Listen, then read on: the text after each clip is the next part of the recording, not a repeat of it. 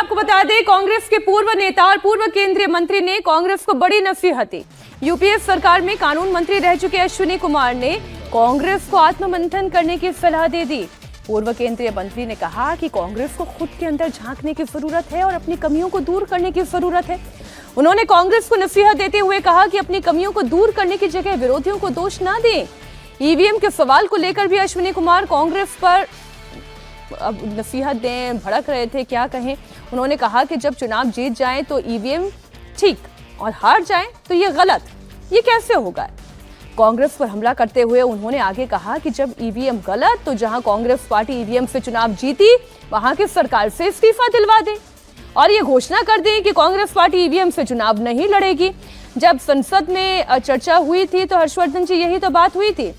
ये कहा गया था कि आपने बैलेट पेपर की मांग कर दी, बैलेट पेपर से कहां तक हम एक लंबी जर्नी करके आ गए हैं ईवीएम तक, अब फिर आप पीछे जाने की कोशिश कर रहे हैं। अश्विनी कुमार ये क्यों कह रहे हैं? एक बात मैं अक्सर कहता हूं, अब अश्विनी कुमार जी तो कह रहे हैं ठीक है, अब पार्टी में फिलहाल उनको कुछ नहीं उस तरह का है तो अपना कह रहे हैं वो ठीक है, लेकिन इसको मूल रूप से देखिए तो जिसकी मैं आशंका लगातार जताता हूं कि ये कांग्रेस नहीं है, राहुल कांग्रेस है।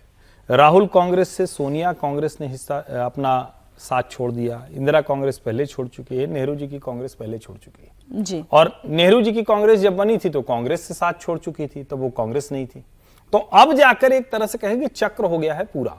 तो जो महात्मा गांधी जी की परम इच्छा थी, जो वो चाहते थे कि भाई ये स्वतंत्रता आंदोलन में सब लोग एक थे, एक पार्टी बना लोगे तो मुश्किल हो जाएगी, तो पार्टी भंग कर दो, तो ऐसा लग रहा है कि राहुल गांधी जी उनकी वो इच्छा पूर्ण करेंगे। एक तो ये है, दूसरा ये है कि ये एक कई बार आत्मावलोकन का समय होता है।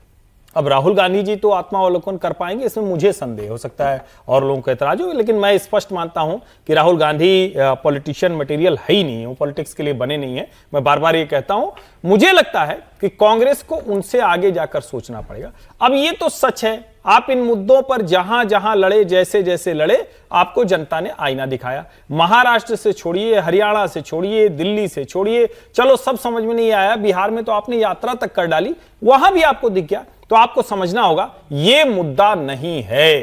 भारत के चुनाव पूरी तरह से ठीक होते हैं और छोटी मोटी जो गड़बड़ियां हैं या अगर बड़ी भी गड़बड़ियां हैं तो देश के किसी हिस्से में कोई एक करा रहा होगा, वो जरूरी नहीं कि भाजपा वाला ही कराए। जिसकी जहां ताकत होगी हो सकता है कुछ वो करा रहा हो, लेकिन आप उससे चुनाव प्रक्रिया को संदेह मिलाते हैं, ये ठीक नहीं। और मैं फिर कह रहा हूं, राहुल कांग्रेस को जरा सोचना पड़ेगा कि उसके सर्वाइवल के लिए क्या जरूरी है, आत्मावलोकन करें।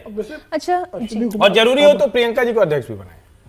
अब अश्विनी कुमार ऐसे भी कांग्रेस सदस्य हैं, 2022 में तो पार्टी छोड़ चुके हैं। अब मतलब पूर्व कांग्रेस ही है, वो पूर्व कानून मंत्री रहे। अब कांग्रेस में तो कोई उनकी सक्रियता है नहीं, मतलब सदस्य भी नहीं, प्राथमिक सदस्य। तो ठीक है, वो आप ओपनली बोल सकते हैं, लेकिन जो सलाह दी उन्होंने कांग्रेस को, 46 साल 42 साल कांग्रेस का नेता रहने वाला का, पंजाब के नेता रहे, बड़े नेता रहे, मनमोहन सिंह सरकार में मंत्री रहे, सोनिया गांधी के भरोसेमंद रहे, अगर वो 40 साल 42 साल कांग्रेस में गुजारने के बाद वो इस तरीके से सलाह दे रहे हैं तो कांग्रेस को उनकी सलाह को गंभीरता से लेना चाहिए। आप ये सोच के मत खरीदिए कि हमारे सदस्य नहीं है। सर, वो अब पार्टी में कहां है, वो अब पार्टी से बाहर है।